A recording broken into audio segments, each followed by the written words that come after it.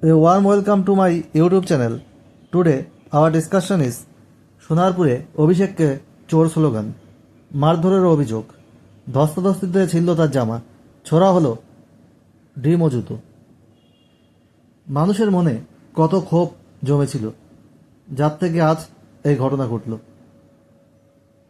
যুবরাজ, সেনাপতি, আজ তার কি অবস্থা। No one's days remain same forever. There is a proverb.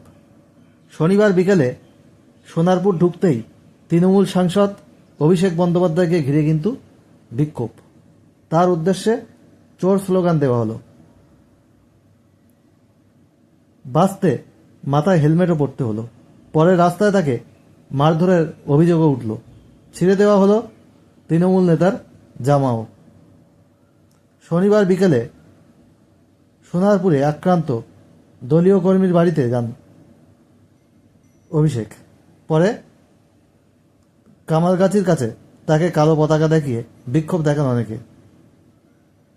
তা উপেক্ষা করেই অভিষেক গাড়ি করে পৌঁছে যান তার গন্তব্যের উদ্দেশ্যে। কিন্তু দলীয় কর্মীর বাড়ির এলাকায় প্রবল বিক্ষোভের মুখে তার গাড়ি আটকে যায়। এরপরে গাড়ি থেকে নেমে বাইকে চড়ে দলীয় কর্মীর বাড়ি যাওয়ার চেষ্টা করেন তৃণমূল সাংসদ। সেই সময়েও ভিড়ের মধ্যে থেকে তাকে মারার অভিযোগ ওঠে।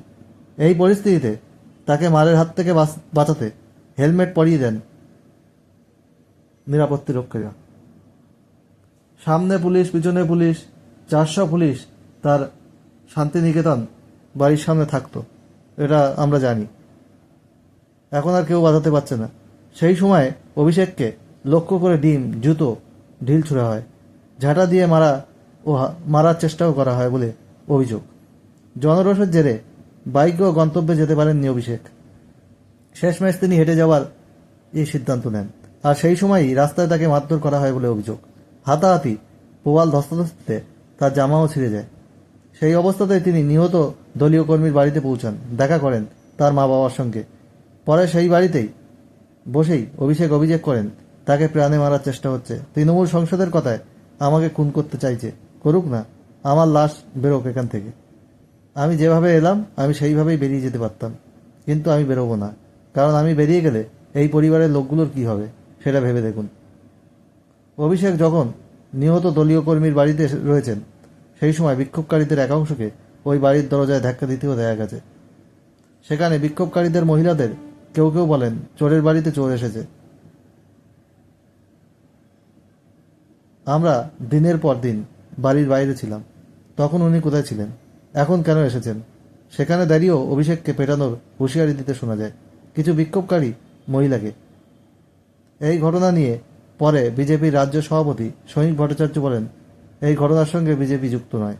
তৃণমূল দক্ষিণ 24 পরগনায় গত 5 বছর ধরে যে অত্যাচার করেছে, তাতে বিজেপি চাইলে এখন তৃণমূল নেতারা বাড়ি থেকেই বেরোতে পারতেন না।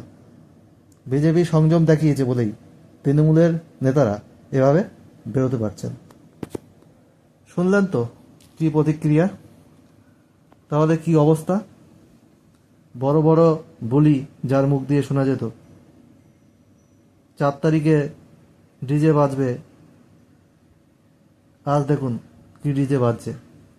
যাই হোক, বেশি বাড়ানো ভালো নয়। যে কোনো জিনিস কিন্তু বেশি বাড়ালে, বেশি অহংকার, এগুলো কিন্তু মানুষের পতনের কারণ হয়। যাই হোক, today I am ending here. I will come back soon with updated videos. Thank you so much for watching this full video. I will